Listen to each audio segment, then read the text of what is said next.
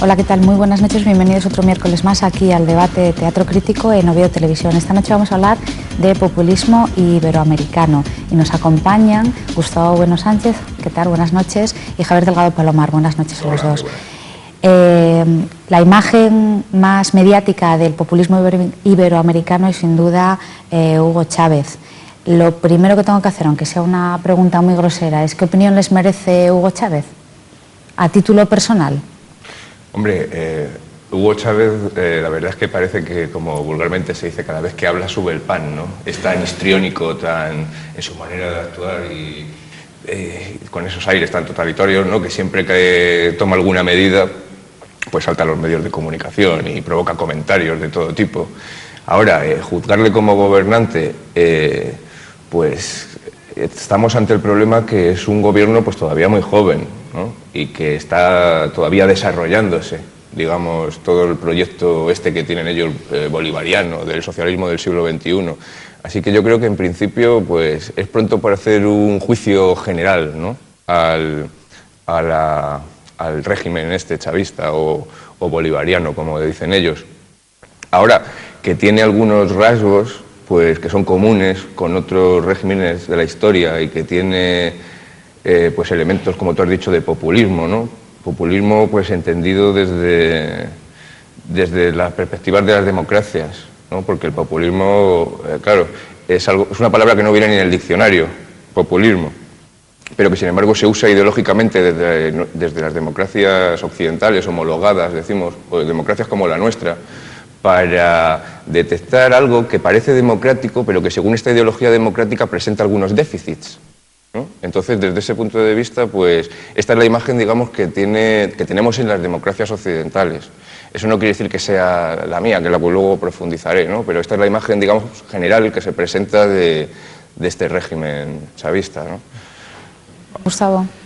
Sí, hombre, como bien ha dicho Javier, la imagen de Chávez está totalmente mediatizada en función de quién hable de él. Y entonces, desde el punto de vista de los países burgueses capitalistas o desde el punto de vista del fundamentalismo democrático, pues de la socialdemocracia en general, cuando sucedió el golpe hace 6 años, etcétera, se le ha presentado siempre pues como un golpista, como un gorila, como un antidemócrata, como un dictador, etcétera.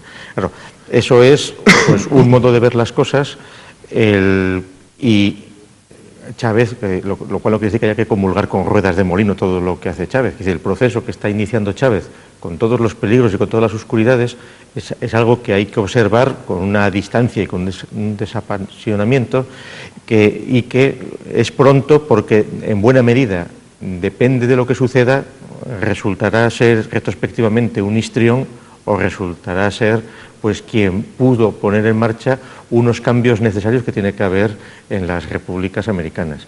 Y en este sentido hay no es tanto el beneficio de la duda, pero sí los pasos que se han ido dando en algunos momentos pues permiten los tonos, pues últimamente pues el aló presidente, como por televisión en directo pues va dando órdenes, va nombrando y destituyendo a unos y a otros, pueden resultar chocantes, pero seguramente pues en el proceso en el que están metidos pues sean elementos necesarios. Claro, es mucho más preocupante ya desde el punto de vista interno pues saber muy bien ideológicamente hacia dónde van.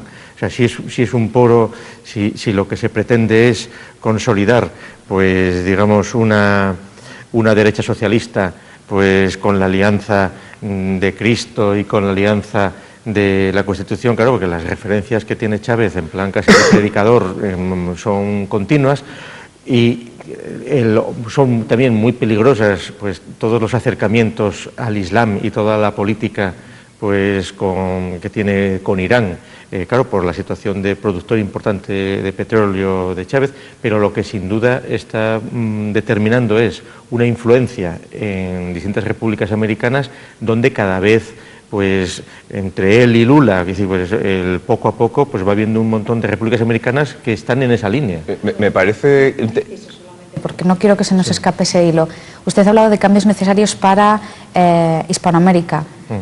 ¿Cambios para qué y hacia dónde?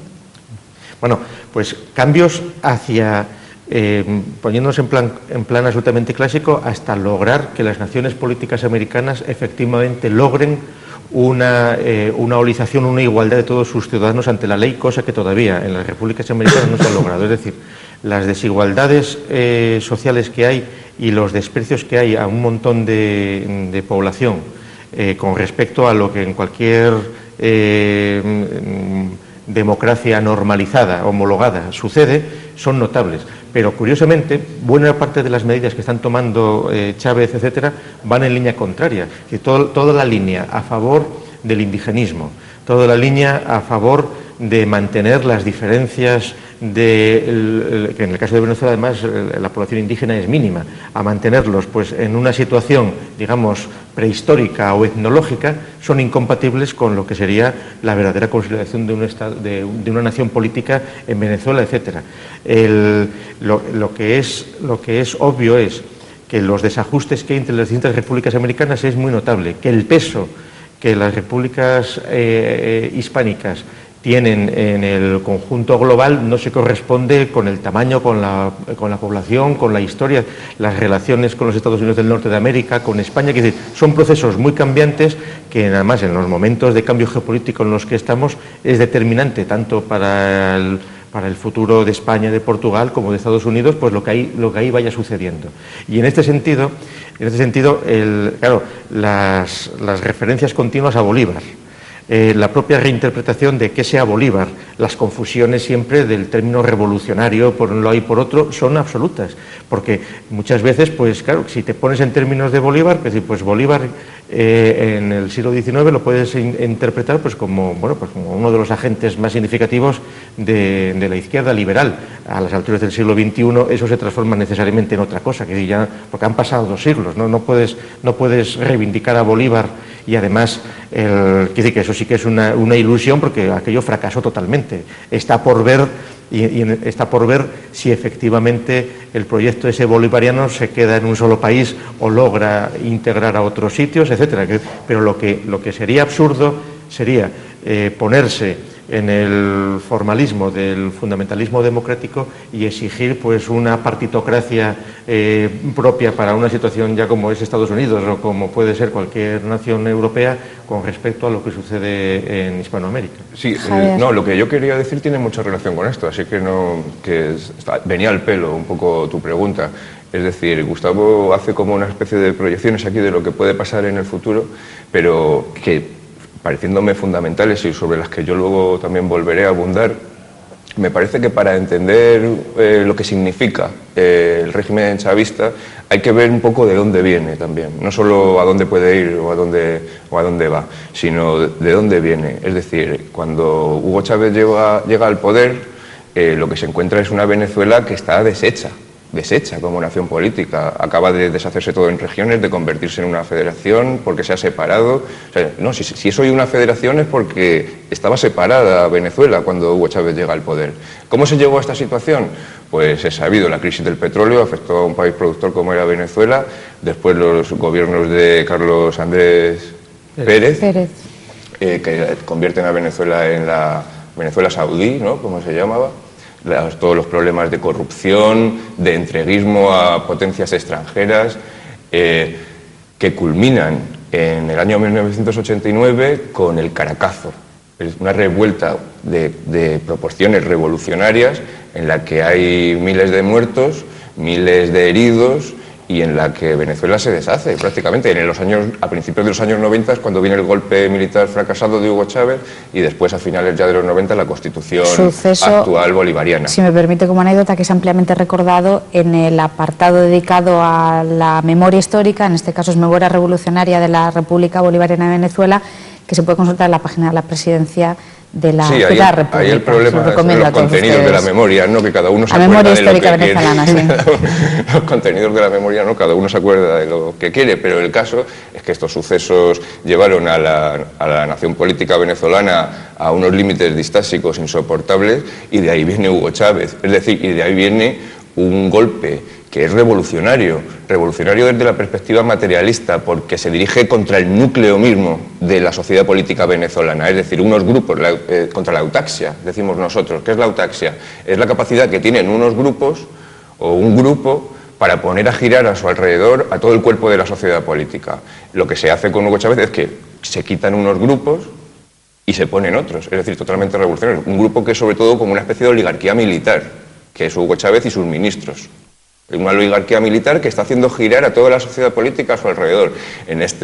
Bajo este punto de vista, podría parecerse, por ejemplo, a regímenes como la Francia de Gaulle o la España de Franco, es decir, que se encuentran unas naciones destruidas, más o menos destruidas, y se dedican a montar, digamos, otra vez la unidad nacional. Y en ese proceso cabe inscribir los sucesos últimos de nacionalización, dicen ellos, pero realmente ha sido arrebatar la competencia que tiene una comunidad autónoma y dársela al Estado. Es decir, como si aquí quitáramos la competencia de la Generalitat y se la diéramos al Gobierno Central de España, dentro de una ley que se llama de descentralización, valga la ironía y la locura que están viviendo allí en Venezuela y las contradicciones, ¿no? En concreto, el motivo de la disputa ha sido la reforma de esa ley de descentralización que ya era anterior, y la reforma iniciada por Hugo Chávez, que efectivamente le quita potestad a los gobiernos locales en puertos, aeropuertos y determinadas. En fin, termino ya mi intervención, perdonad.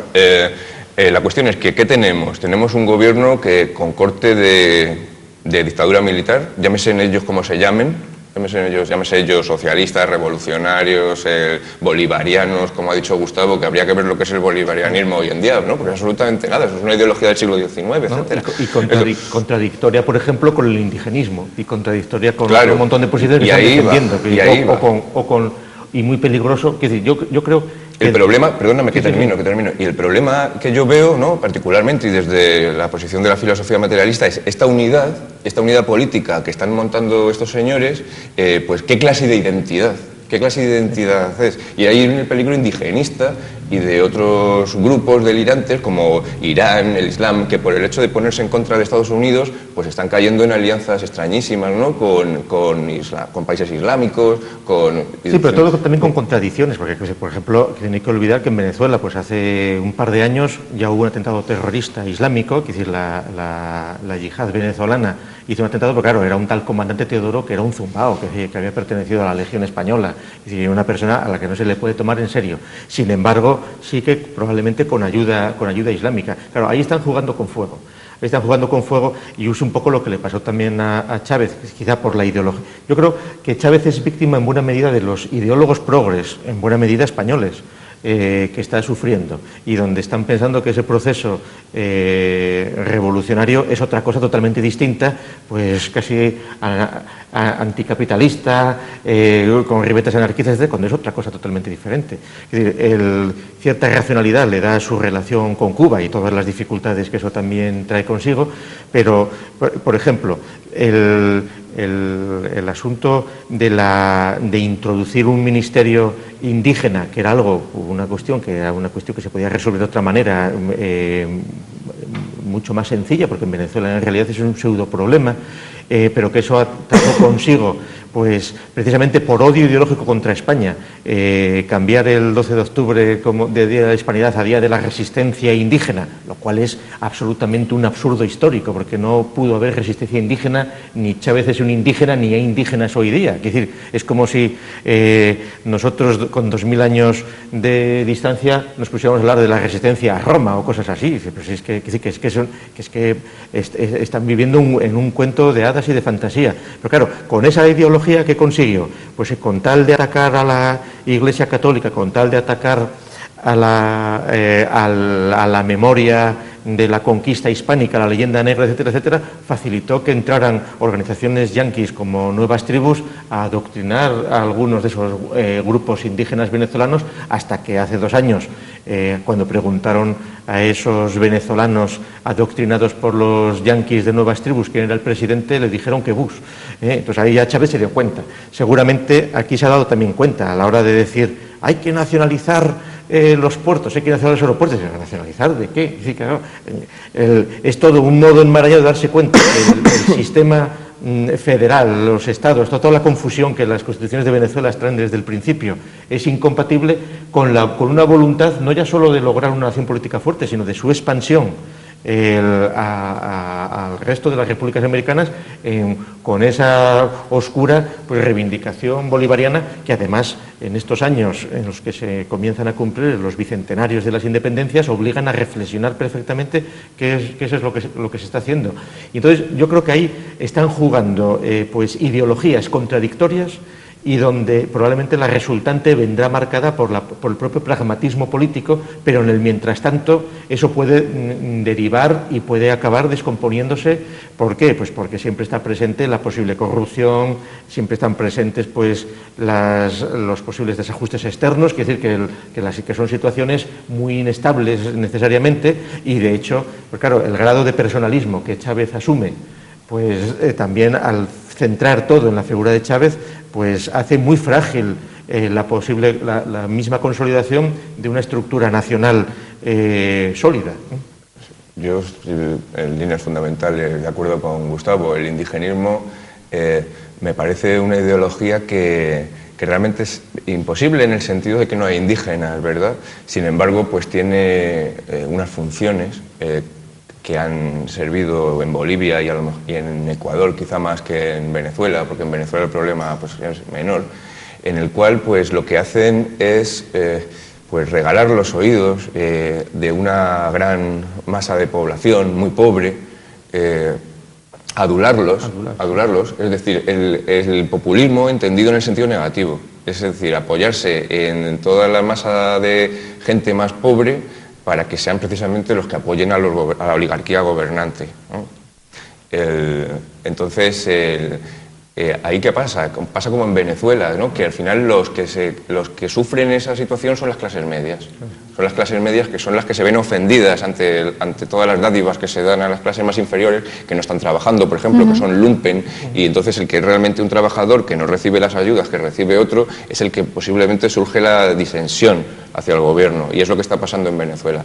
La oposición a Chávez, que son estos de Unidad Nacional, que es precisamente los que gobiernan en Carabobo, en el estado de los puertos estos, sí.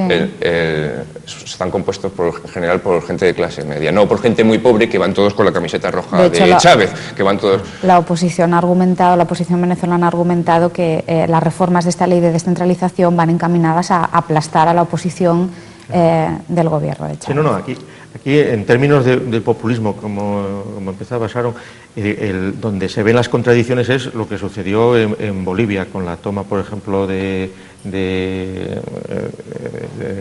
gobierno, cuando Evo Morales. Evo Morales, no, pero digo, en el momento de la entronización de Evo Morales, claro, haciendo una ceremonia con resabios indígenas, revistiéndose ahí en plan una cosa indigenista, claro, con la Iglesia Católica por detrás, ojo, continuamente. Adulación, pero que les puede estallar en la cara. Que les puede estallar porque es jugar con fuego, pero porque seguramente, mientras que Chávez, cuando después del golpe apareció con el crucifijo y qué tal, hay un componente escénico y de mentira política, pero en otros casos, como puede ser el caso de Evo, ahí se lo están creyendo en serio.